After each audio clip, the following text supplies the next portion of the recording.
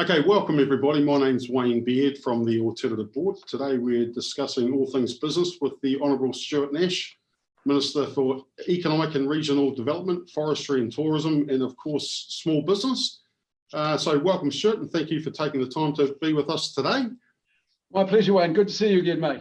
Yes, you too. Hey, look, over the last year or so, the Alternative Board's been running these quarterly pulse surveys, and you and I have got together on a regular basis to go through them.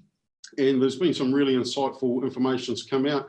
Having looked at the latest autumn pulse survey, what do you think the key areas were for you that stuck out?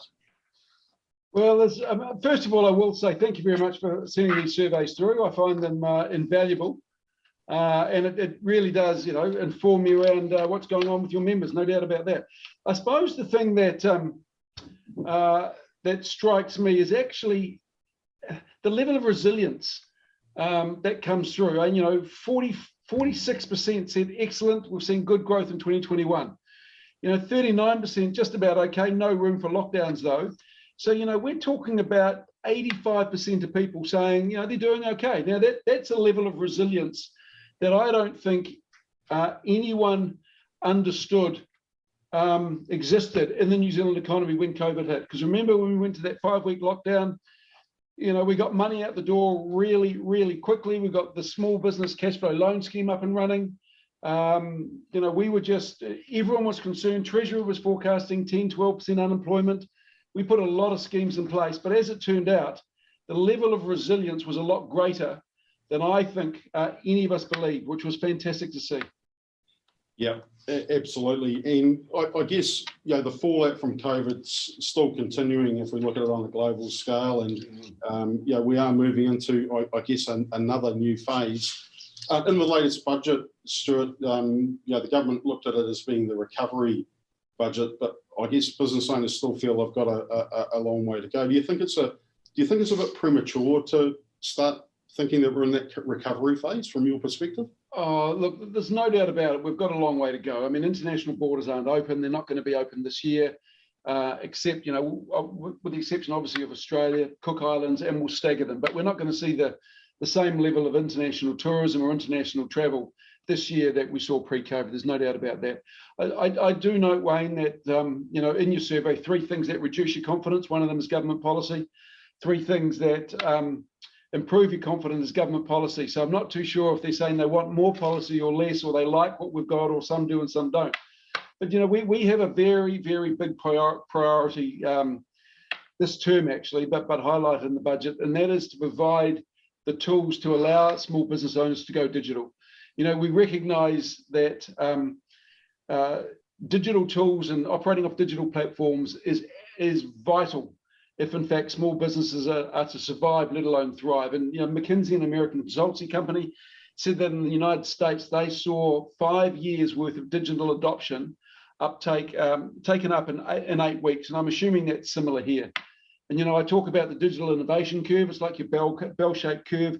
That's gone out the window these days, as people who 2 years ago wouldn't have considered themselves interested in digital in any way, shape or form, and now saying, how do I jump on this? So we've got Digital Boost, another $44 million in the budget for Digital Boost. And I would highly recommend anyone who is keen to start their digital journey or to learn more to just go and have a look at Digital Boost. It's completely free. There's a whole lot of topics there. You can do it in your own time, at your own speed.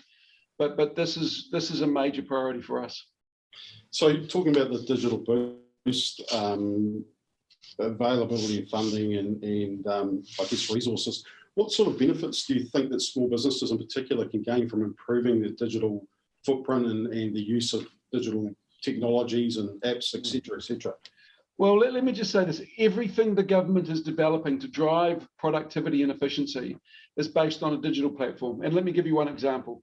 Let me give you a couple of examples, actually, whether it's paying tax. I mean, now it's all done online through the Inland Revenue's business transformation process.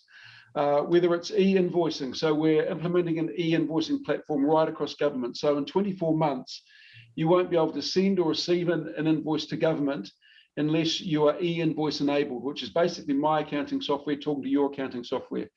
Procurement. We're moving to a space where you won't be able to get a government procurement contract And when I say government, this is obviously central government, but could well be moving into local government.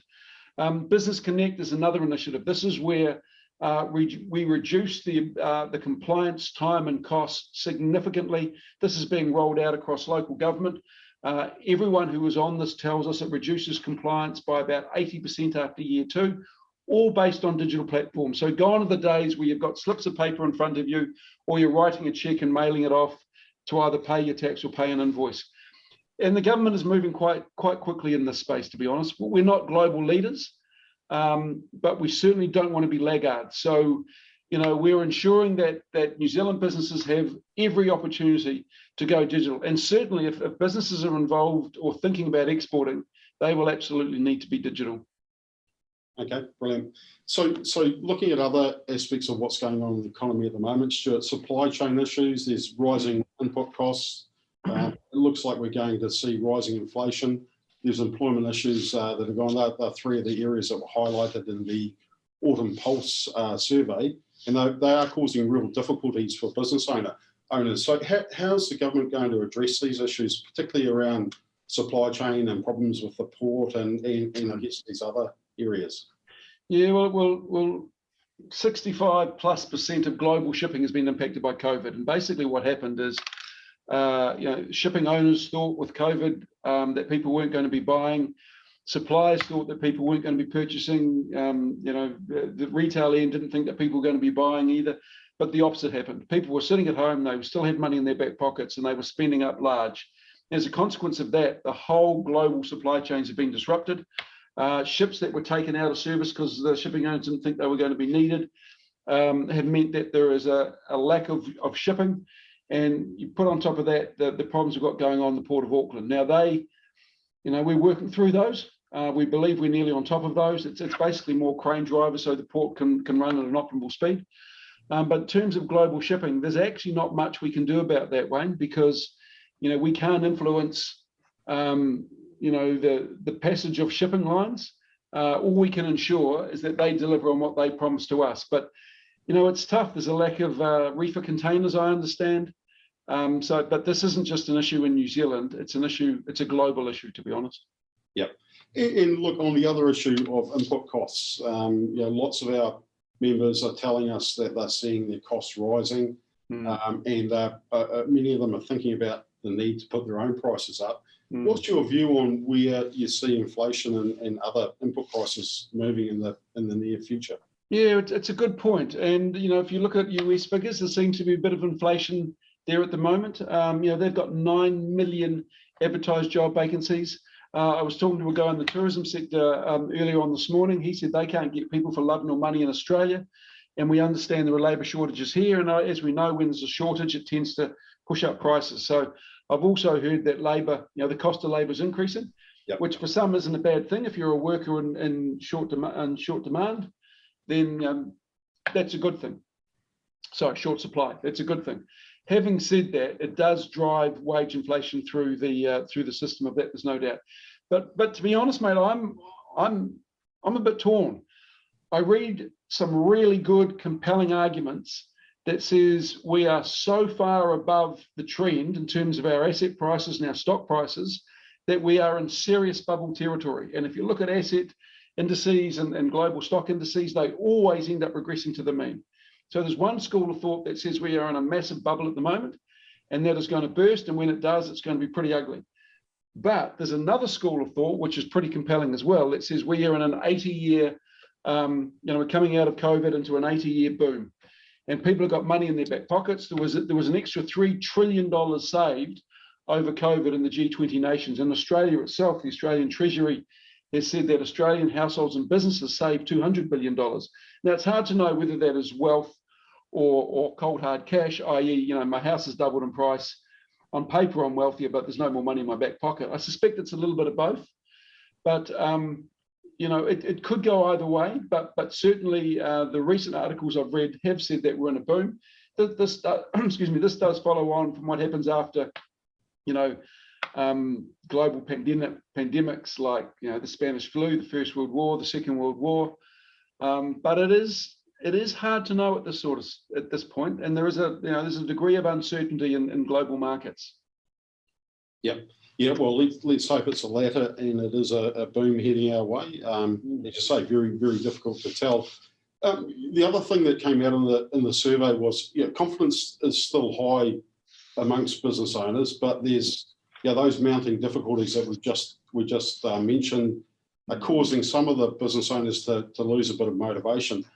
Throughout 2020, the government provided some very good support for businesses. There was things like the wage subsidy, and obviously through the Regional Business Partner Program, there was funds available to help businesses get through the initial phase of lockdown and then carry on and be ready to get back into business. What support do you see coming for small business, in particular from the government, in the coming few months this year?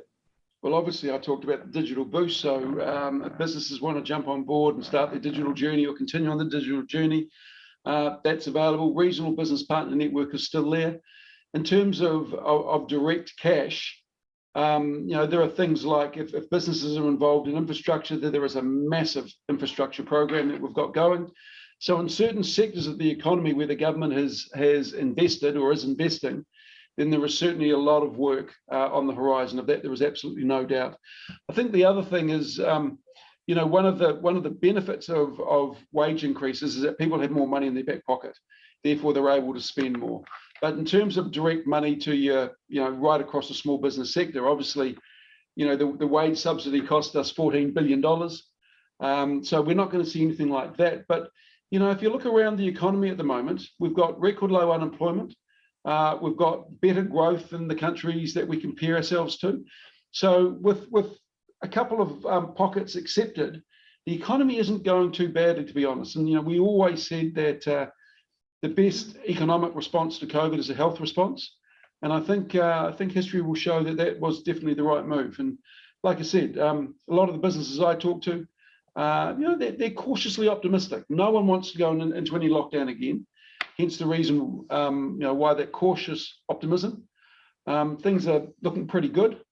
Vaccines are being rolled out despite what you might hear at record rates. But there is still grave uncertainty. As mentioned, global borders won't be open this year at all. I recognise your point around global supply chains. They are still a level of uncertainty there. Lack of workers, immigration, that's something we hear a lot. It just shows how reliant we were on migrant labour. Well, not just us, the US, the Australia, in fact, most developed countries. And so that is having an impact. I know that in certain sectors of the economy. So I think cautious optimism is a place to be. You're not setting off skyrockets and drinking champagne, but I think there is good reason for a cautious optimism across most of our economy. Yep, agreed.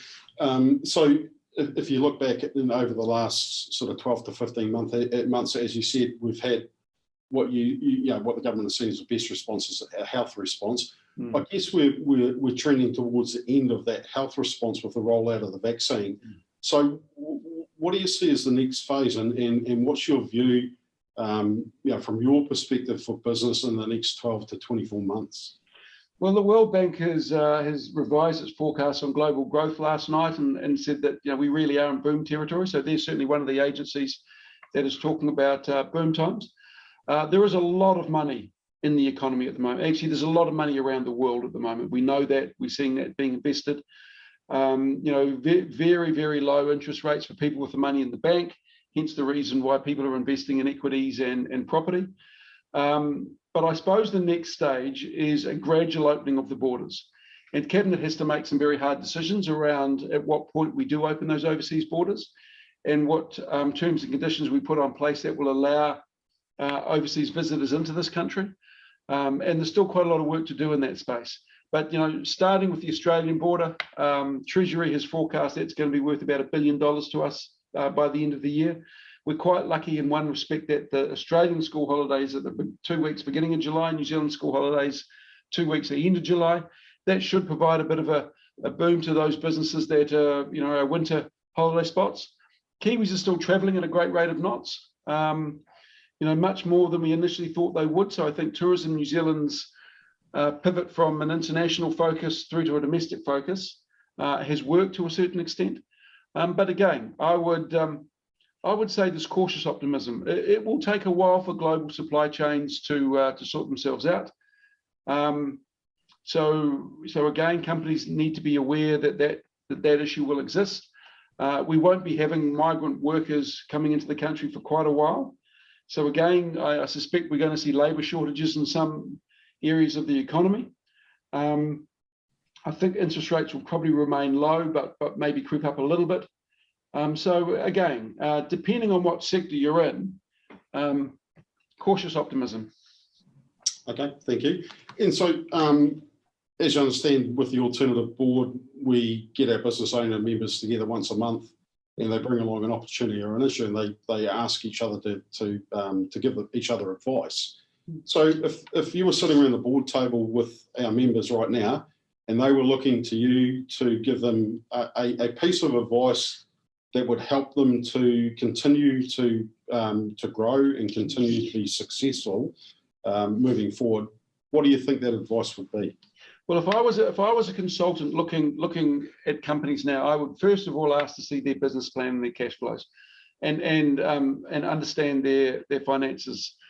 One thing that COVID gave a lot of business owners the opportunity to do is take a good hard look at their business model and develop a strategy where perhaps there mightn't have been one in existence. And what we hear from the banks a lot, that a number of small businesses actually don't have a robust strategy going forward.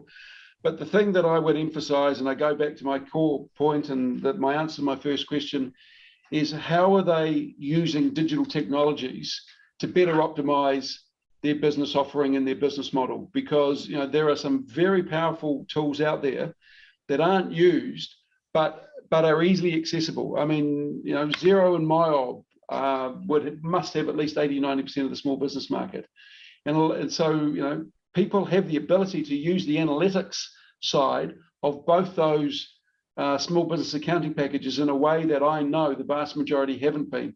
So my advice to the small business owner at this stage would be around their digital technologies.